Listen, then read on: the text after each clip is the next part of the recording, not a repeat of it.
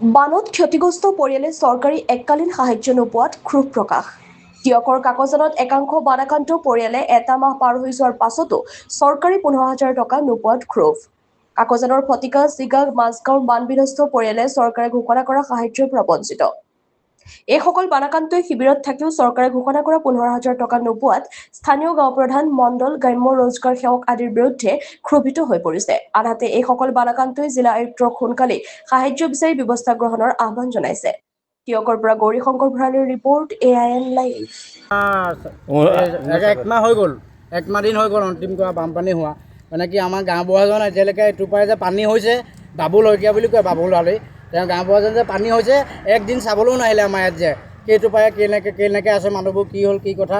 তেওঁ পানীটো চাব নহাটো নাহিলেই। যোনটো এককালীন সাহায্য পইচা 15,000 টকাটো চৰকাৰে বিতৰণ কৰিছিলে, সেই 15,000 টকা পইচাটো আমাৰ কোনো মানুহে পোৱা নাই। এইটো বাৰু মানুহ কোনেও পোৱা নাই। তেওঁ এতিয়ালৈকে আমাক একো কোৱাই নাই। আমি কাগজ দিলোঁ, কিন্তু কাগজখিনি তেওঁ বৰ্তমানলৈকে চাইকেল অফিচত দি আকৌ বোলে কিবা ৰিটাৰ্ণ ঘূৰাই দিয়া বুলিহে ক'লে হয়। সেইটো কাৰণে মানে কি তেওঁ বৈঠক কৰিবলৈ অহা নাই, এতিয়ালৈকে অহা নাই, তেওঁ অহাই নাই আমাৰ ইয়ালৈ। সেইটো কাৰণে কি আমাৰ পানীটো মানে কি আমাৰো মানে কি যিটো চৰকাৰে এককালীন সাহায্য পইচা দিছে, সেই পইচাটো আমি প্ৰাপ্যটো আমি পাব লাগে। আমাৰো ঘৰত পানী চানী সোমাইছে না, আমাৰো দিগদাৰ হৈছে সেই পইচাটো চৰকাৰে দিয়া পইচা। এইটো তেওঁ কোনো গাঁওবুঢ়া গাফিলতি নহয়, কোনো হেৰি নাই। সেইটো কাৰণে যেন আমি পইচাটো পাব লাগে। সেইটো কাৰণে আমি মানে কি গাঁওবুঢ়াই গাফিলতি কৰিছে না কোনে তদন্ত কৰিছে আপোনাৰ সেই কথাটোৰ কাৰণে আমাক মানে হেৰিটো লাগে, বিচাৰটো। তেতিয়া আমি মানে ক'ব পাৰিম বস্তুটো। আজিলৈকে আমি সাহায্য একো পোৱাটো নাইতো নায়েই। যিটো চৰকাৰী 15,000 টকা পইচা পাবলগীয়া আছিলে, সেইটোতো আজিলৈকে আমি একো খা খবৰ পোৱা নাই। আমি গাঁওবুঢ়াক গৈ কাগজ দিলোঁগৈ, গাঁওবুঢ়াই কাগজখিনি ৰাখিলে, কিন্তু তেওঁ ক'লে চাৰ্কুল অফিচত দিমগৈ বুলি। তাৰপিছত আজি আকৌ আমি খবৰ কৰিবলৈ যোৱাত তেওঁ ক'লে যে চাৰ্কুল অফিচত মই দিবলৈ গৈছিলোঁ, কিন্তু কাগজখিনি আমাৰ নাৰাখিলে। তেওঁলোকে উভতাই পঠিয়ালে যে আপোনালোকৰ দুজন শিক্ষক যাব কিবা ছাৰ্ভে কৰিবলৈ, যদি ছাৰ্ভে কৰিব যায় তেতিয়া পইচা পাব, নহ'লে আপোনালোকে নাপায়। সেইটোতো কোনো কথা নহয়। আমাৰবিলাকৰ ঘৰত পানী সোমাই বহুতো বস্তু লোকচান হৈছে, সেইখিনিতো আমি একো পোৱাটো নায়েই। এই 15,000 পইচাটোতো আমি পাব লাগে।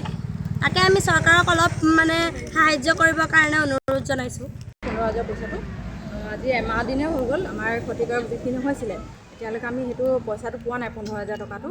আৰু ক্ষতিকাৰক বহুত হ'ল, আমাৰ পানী সোমাই বস্তু বাহনি ক্ষতিকাৰক হৈছে। আৰু বিশেষকৈ মোৰ মানুহজনৰ ভৰিখনো ভাঙিলে পানীত।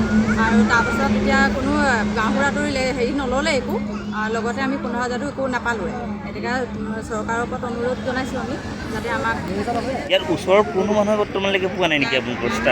আমাৰ এইপাৰৰ মানে কোনো মানুহে পোৱা নাই। আমাৰ এইটোপাৰৰ মানে কোনোৱে পোৱা নাই, আৰু সকলো পাবলগীয়া মানুহে হয় ইয়াত, আৰু পাব লাগিছিলে। যিহেতু আমি এতিয়া নিজে কষ্ট কৰি খোৱা মানুহ, আৰু পানী হৈছে আমি ওলাবও পৰা নাই বাহিৰত। গতিকেলৈ মানে গাঁওবুঢ়াওতো নাহিলেই, আৰু চৰকাৰৰ ওচৰত অনুৰোধ জনাইছোঁ যাতে আমাক অতি সোনকালে 15,000টো দিবলৈ আমি অনুৰোধ জনাইছোঁ।